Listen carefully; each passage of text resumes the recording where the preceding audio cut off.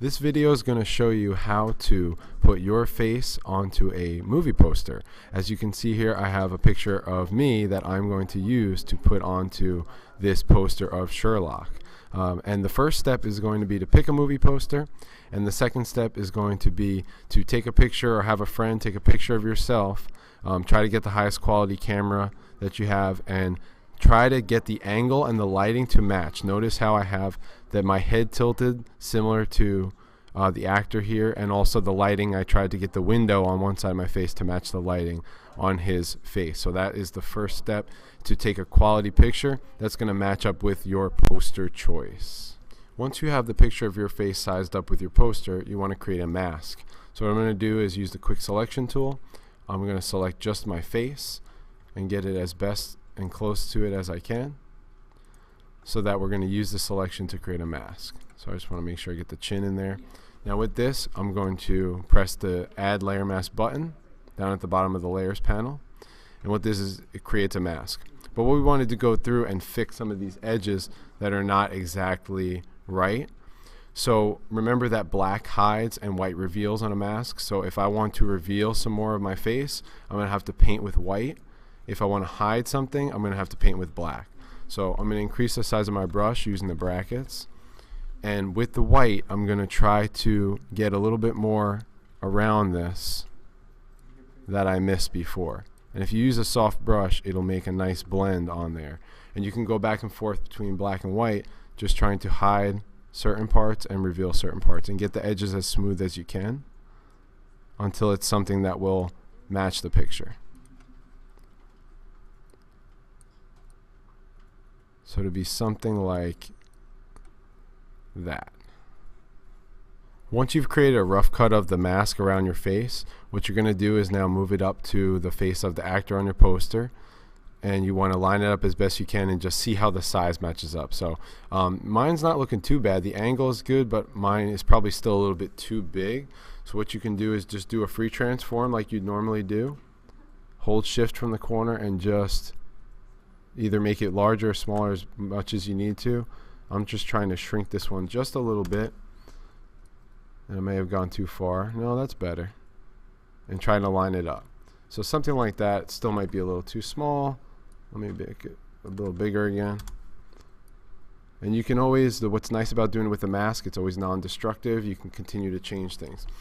So it lines up pretty nicely now, it fits, but next thing we want to do is the color. Notice how the color of my skin in this picture is different than that of the actor. So I'm going to have to use adjustments and filters to fix the color and make it match with him. And that's all going to depend on what your picture looks like. So you have to go through and just try different things until you can get it right. So for color, you might want to try the hue and saturation. You might want to try color balance.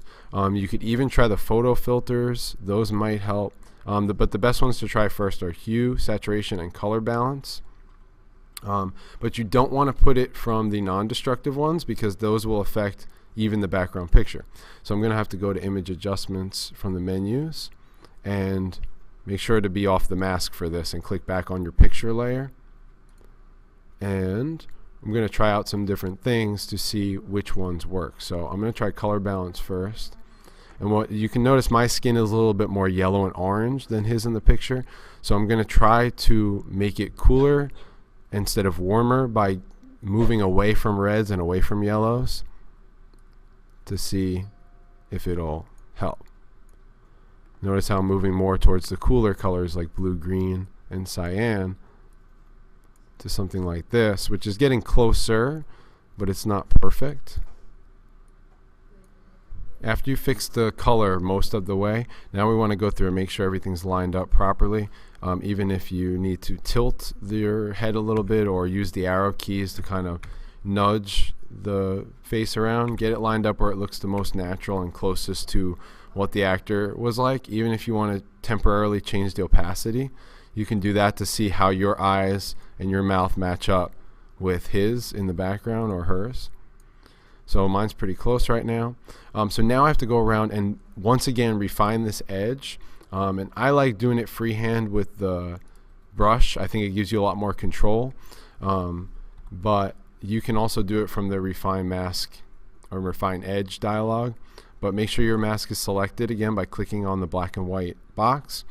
Get your brush again, and remember, black hides and white reveals. So any of these areas where, like, see where my face is covering his hair, I need to go through and get rid of that by painting with black and trying to do it as smoothly as possible, as to not take away too much from my face, but I do want his hair still here. And you notice here on the side, I need to get rid of some of that. So I'm just going through continually throughout this project, just always refining the edges. This one still needs a little bit more, as you can see there.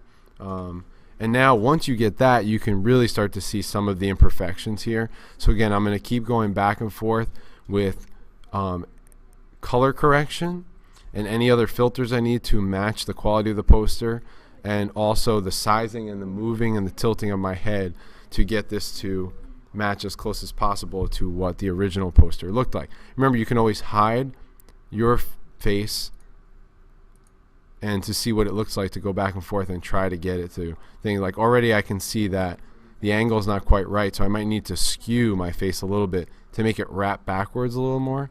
So let me show you how to do that. We can go to edit, well, select your picture.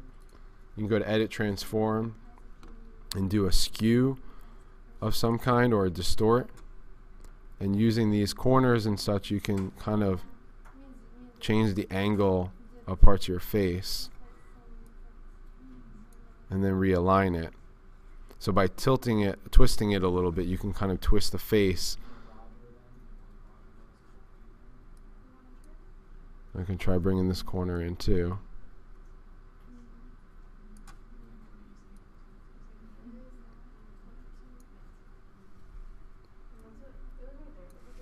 No, see, this is not working, so I'm going to cancel that and try instead maybe perspective or warp. So again, you're going to have to, depending on your picture and the needs of your picture, you can try different adjustments. Now see, this one's working a little bit better. So what I'm trying to do is warp this face just a little bit to make it fit a little better into what the actor's face looked like.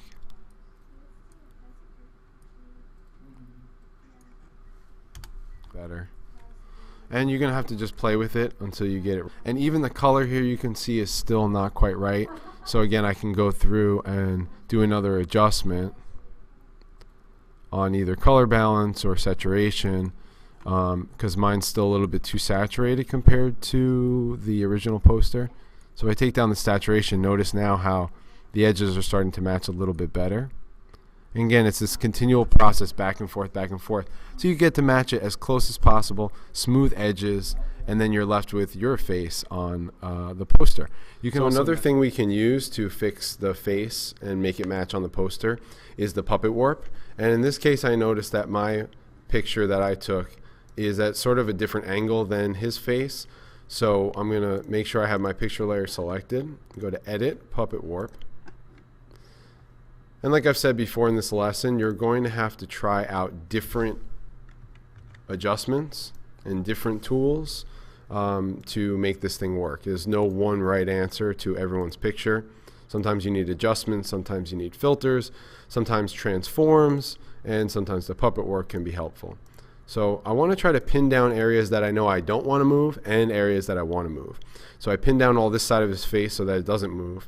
And then I'm going to use these pins on the other side to sort of bring in my face and sort of try to make my eye a little bit smaller to make it look like it's a little bit farther away and at a different angle. So I'm just going to, these are just slight adjustments, and if you need to, you can always add more pins in there. So I'm going to try to bring this out, and then again, I can also use this to make my chin and mouth fit a little bit better to his chin, as you see there. So the shape of my face is a little bit better now. So I press enter to accept the puppet warp. And that actually fits a little bit better than it did before, which is nice. So again, you can also do transforms. I think I might want to rotate this just a tad bit more. Puppet warp. Next, I'm going to go through and again just try to match my skin as best as possible. So one thing is that the brightness is a little too high here.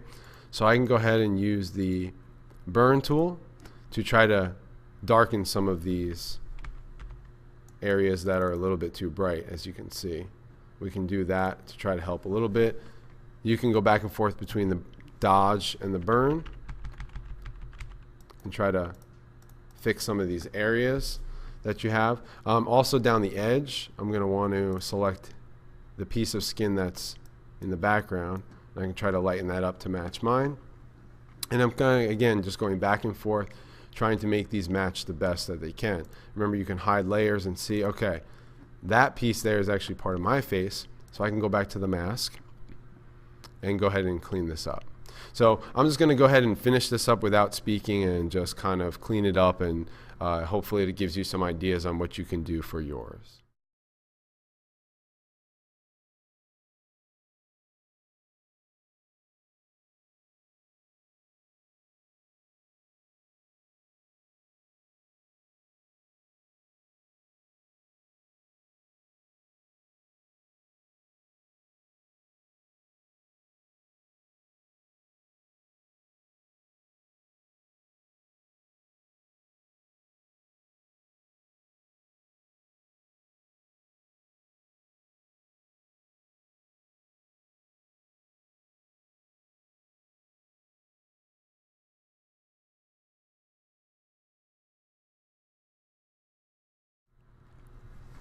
So as you see here, what I'm doing, another nice technique is to use the sponge tool, which controls saturation or desaturation.